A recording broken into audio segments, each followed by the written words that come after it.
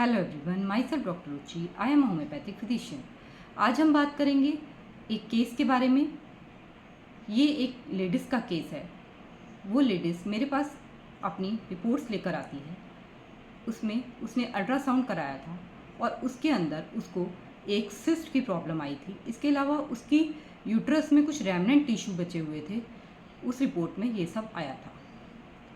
वो लेडीज़ बहुत ही ज़्यादा परेशान होती है, बहुत दुखी सी थी जब वो मेरे पास आई। और वो कहती है कि मैम, मैं बहुत ज़्यादा दुखी हूँ, बहुत परेशान हूँ अपनी प्रॉब्लम से। मेरे को मेंसेस बार बार आते हैं और ये मेंसेस थोड़ा थोड़ा करके ब्लीडिंग होती ही रहती है। और जब मेंसेस आते हैं तब पेन बहुत ज़्यादा रहता है और हर 15 दिन में मुझे मेंसेस अपीयर हो जाते हैं। मैं इस बात से बहुत ज़्यादा परेशान हूँ मैम। तो और इसके अलावा वो जब भी अपने सिम्टम नरेट कर रही थी, बता रही थी, तो वो उसके लिए उसके साथ साथ रो रही थी, रो कर अपनी कंप्लेंट्स को बता रही थी। इसके अलावा जो वो ये बता रही थी कि उसके जो हस्बैंड हैं वो उसको बिल्कुल भी उसको किसी भी तरह का मतलब कंसोल नहीं करते हैं, उसको किसी भी तरह से कोई उसका केयर नहीं करते हैं और कोई भी उसकी घर में केयर नहीं करता है। इस बात से वो बहुत ज़्यादा अकेलापन, लोनली फील कर रही थी और ये कह रही थी कि मेरा कोई भी केयर नहीं करता है घर में। इसके अलावा जब उसकी थर्स्ट वगैरह पूछी गई तो बताया उसने कि मुझे पानी की बहुत कम प्यास लगती है, नाम मात्र की ही प्यास लगती है। इस आधार पर मैंने फॉलोइंग रूब्रिक सेलेक्ट किए।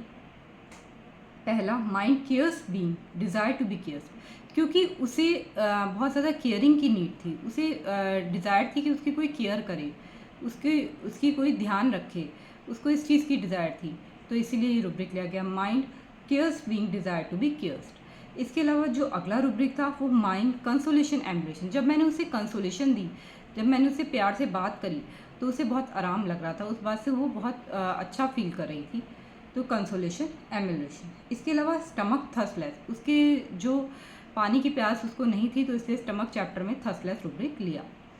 Weeping telling sickness when telling of her complaints, जब वो अपनी कंप्लेंट्स को बता रही थी तो वो लगातार रो रही थी, तो इसीलिए रूब्रिक लिया गया weeping telling sickness when telling of her complaints. इस आधार पर उसे मैंने पल्सेटिला दवाई प्रेस्क्राइब करी। पल्सेटिला मैंने उसे 200 पोटेंसी में प्रेस्क्राइब करी और फिर उसके 15 दिन बाद मैंने ये दवाई रिपीट करी और इसी तरह से फिर उसके सिम्टम धीरे धीरे, उसकी जो प्रॉब्लम्स थी वो क्योर होती गई और पीरियड्स के दौरान उसका पेन भी कम हो गया और पीरियड्स भी उसको खुलकर सही से आ गए। और इसके अलावा दोबारा से जब 1 महीने बाद उसको पीरियड आए और वो बिल्कुल पीरियड्स भी टाइम पर हो गए उसके, तो और फिर उसके 1 महीने बाद मैंने पल्सेटिला 200 की मेडिसिन फिर से रिपीट करी ताकि उसके अंदर जो भी रेमनेंट है वो निकल जाए। और जब उसने अल्ट्रासाउंड करवाया तो उसके अंदर उसके जो रेमनेंट टिश्यू थे अब कुछ नहीं बचे थे और वो सब निकल गए थे। इसके अलावा जो उसकी पीरियड्स की प्रॉब्लम थी वो भी ठीक हो चुकी थी और जो सिस्ट थी ओवरी के अंदर वो भी रिमूव हो गई थी। तो उसकी कंप्लेंट से निजात मिली होम्योपैथिक मेडिसिन की मदद से।